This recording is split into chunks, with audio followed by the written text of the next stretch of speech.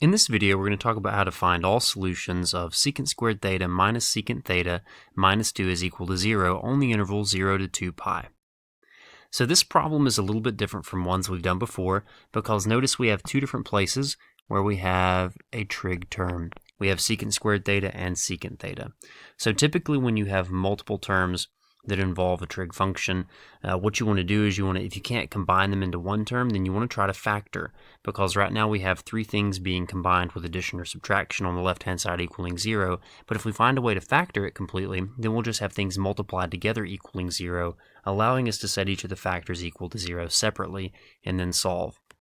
And so in order to solve a problem like this, what we want to do is we want to factor very similarly to how we factored quadratics before. And so what I'm going to do is I'm just going to make a simple substitution. I'm going to let x equal secant theta. And the reason for that is going to become clear here in just a second. If we put an x everywhere we have a secant theta, then secant squared theta is the same thing as x squared. And minus secant theta would be the same thing as minus x. Minus 2 is equal to 0. So now the equation that I have in blue, if you look at that and I ask you to factor it, you'd be like, oh yeah, I can definitely factor that. That's going to factor into, let's put our two sets of parentheses, and we're going to have x in the first two slots, and then our factors of 2, we want to multiply to get 2, so that's going to be 1 and 2, and we want to combine to get a negative 1, and so that's going to be minus 2 plus 1. Positive 1 multiplied by negative 2 gives us negative 2. Positive 1 plus a negative 2 gives us the negative 1. And so therefore that's factored. But remember, we said anywhere we have an x, we changed out the secant theta for an x. So now we're going to go back to the original problem and we're going to change all of our x's back out for secant thetas. And so now going back to the original problem, x, instead of x, we're going to have secant theta plus 1. And instead of x minus 2, we'll have secant theta minus 2, and that's going to be equal to 0.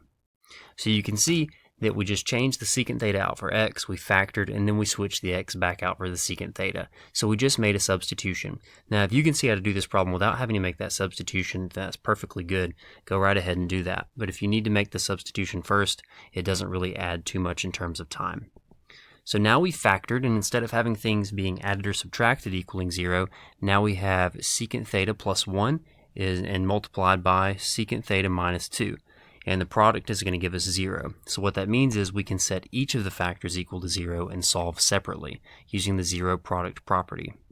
So secant theta plus 1 equals 0, and secant theta minus 2 is equal to 0.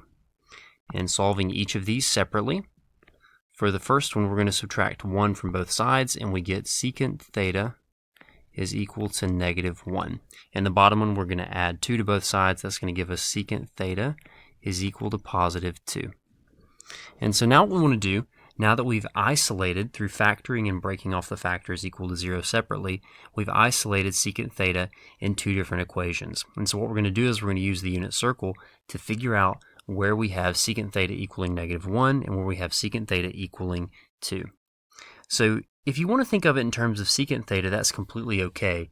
But what I'm going to do is I'm going to go ahead and I'm going to switch out secant theta for 1 over cosine theta. And that's going to be using our reciprocal identities, because secant theta is the same thing as 1 over cosine, and cosine theta is the same thing as 1 over secant theta.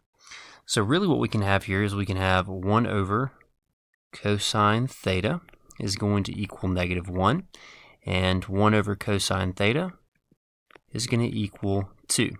And I think this is maybe a little bit more helpful to look at it this way, because we know that on the unit circle cosine theta is the same thing as an x value. And so really what we have is we have 1 over our x value is going to equal negative 1, and 1 over our x value is going to equal 2. And if you want to simplify that even further, we can flip both sides, and what that'll give us, if you flip 1 over x, that just gives you x, and if you flip negative 1, you get 1 over negative 1, which is still negative 1.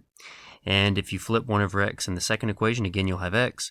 If you flip 2, really that's the same thing as 2 over 1, and if you flip that, that'll give you 1 over 2. And so now we want to know all of the places or the angles where our x value is equal to negative 1 or is equal to 1/2. And so now we can circle those.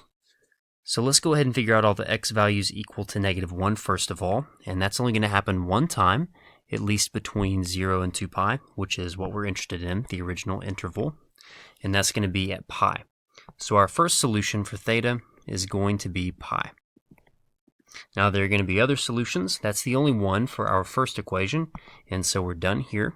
So now we're looking for all the places where we have an x value equal to 1/2, positive 1/2. And the first place that's going to happen is pi over 3. And the second place that is going to happen is 5 pi over 3. And those are going to be our only two places on the unit circle, between 0 and 2 pi at least, where we have an x value equal to 1/2. And so let's add that to our list of solutions. We're going to have pi over 3 and 5 pi over 3. And that's it. That's going to be our answer for this problem. Now the reason we don't have to go any further is because we're only interested in the solutions between 0 and 2 pi. If we needed to find all of the solutions, then what we could do is we could apply the same trick that we've used in previous problems, where we take the pi over 3, and the 5 pi over 3, and we could add 2 pi times k, where k is an integer.